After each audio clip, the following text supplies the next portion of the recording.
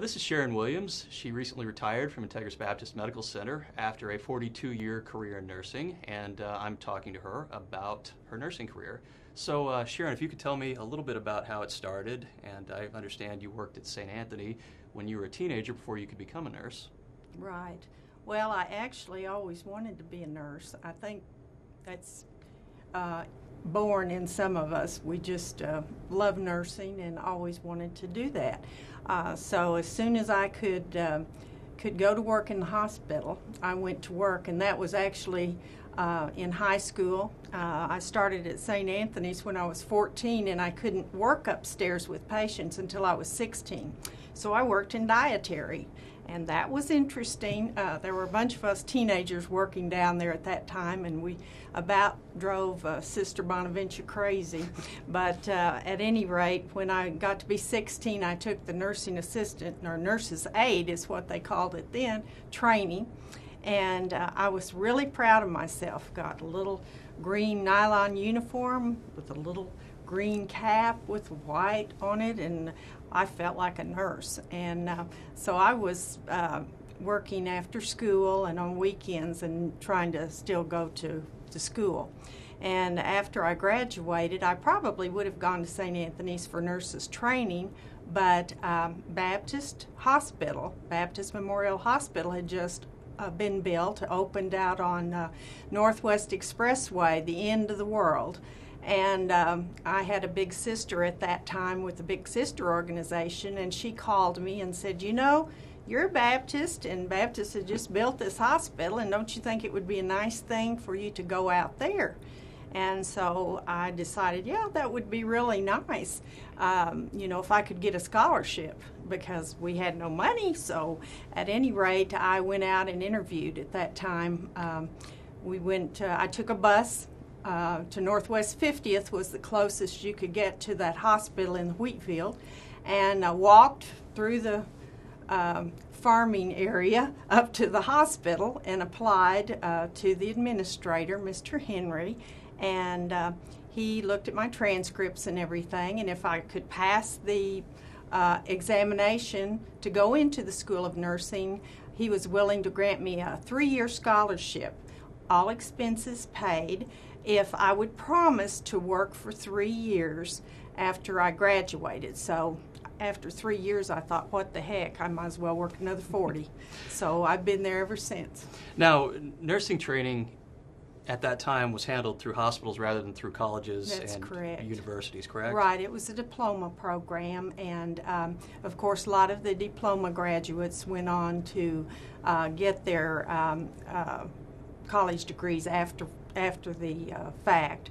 But it was a diploma program, and so you lived on campus, you lived in a nurse's dormitory, you helped staff the hospital. Actually, a lot of the floors would have gone unstaffed if it weren't for the student nurses working 3 to 11, 11 to 7 shifts after they had class in the daytime and helping with patient care.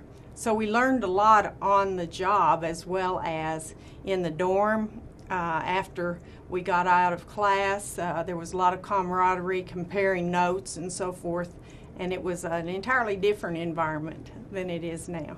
And now nursing training is a lot more classroom-based. They've obviously go through clinicals, but it was a lot more hands-on at that time, was it not? Yes, it really was, even though in our particular program we had a joint effort between OBU in Shawnee and the Baptist Memorial Hospital School of Nursing, so we did attend classes up there that first year to get our basics out of the way, and then we made frequent trips back and forth to the hospital to do various activities. But after we had lived in the WMU dormitory at OBU, which was one of the older dorms, when we got to that brand new nurses dorm that had just been built at Baptist Hospital, we thought we had died and gone to heaven. It was beautiful, and we just thoroughly enjoyed living there.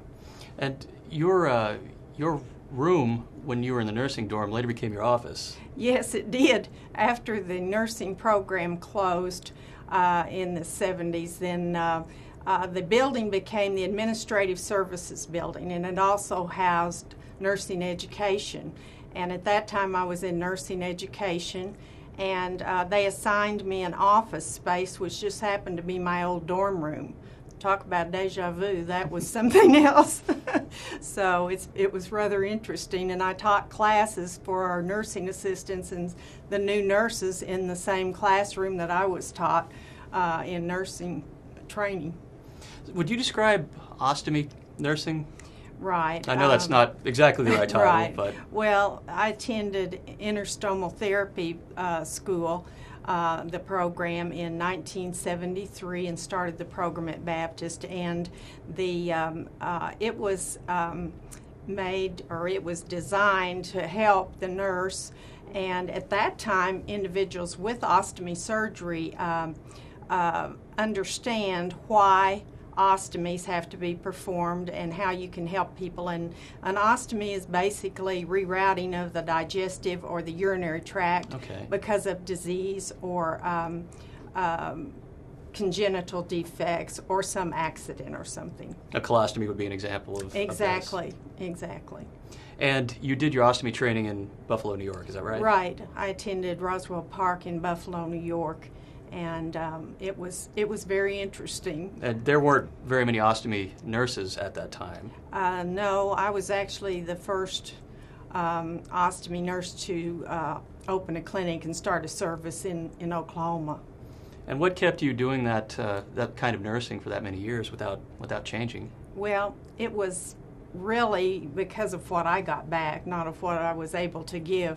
It is a tremendously rewarding type of nursing, and I had been hands-on on medical floor or surgical floor in the intensive care and so on for a long time, but then I was asked to take some supervisory roles and then nursing education, so I missed patient care really badly.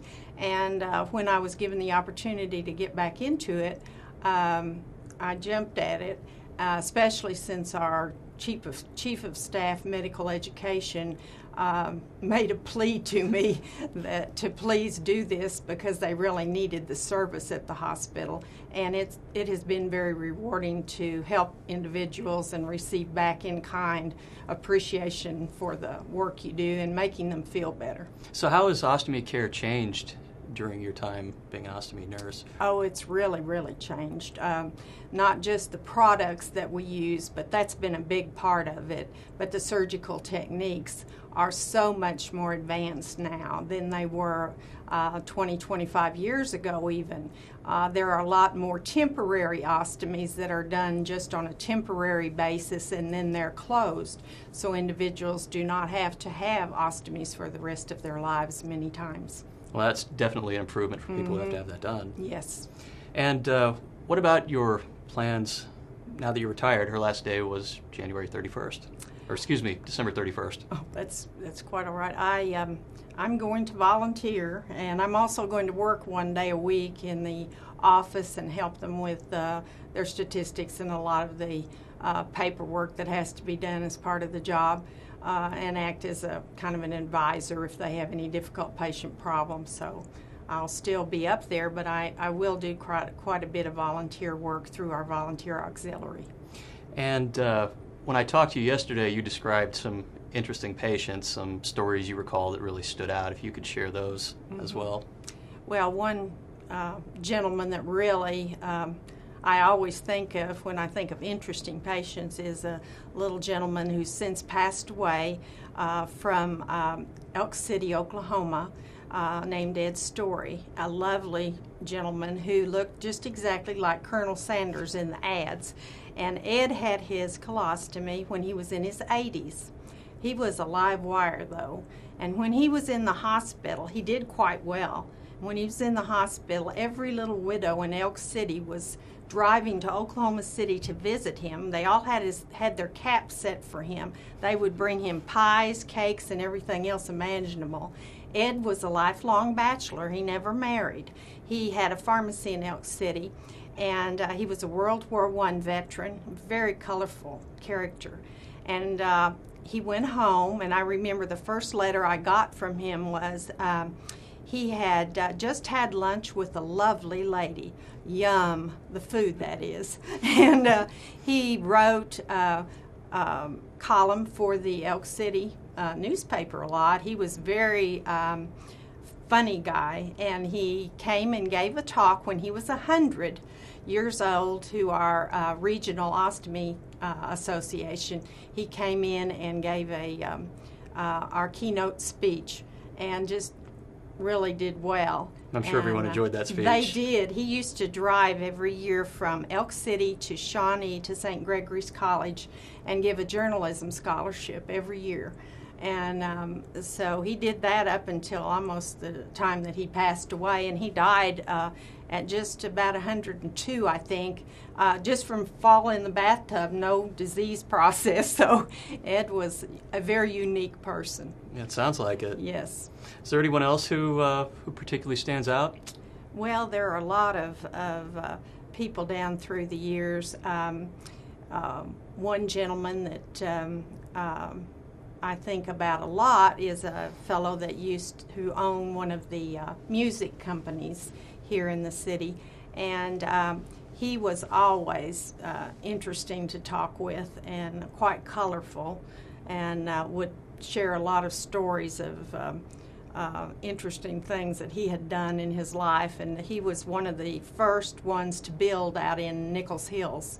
When it very first opened, he told me a lot about taking a tour to pick out a lot, and they took them in horse and buggy, and he was very musical, so he said they had these flowers that reminded you of the plume on the leader of the band's hat.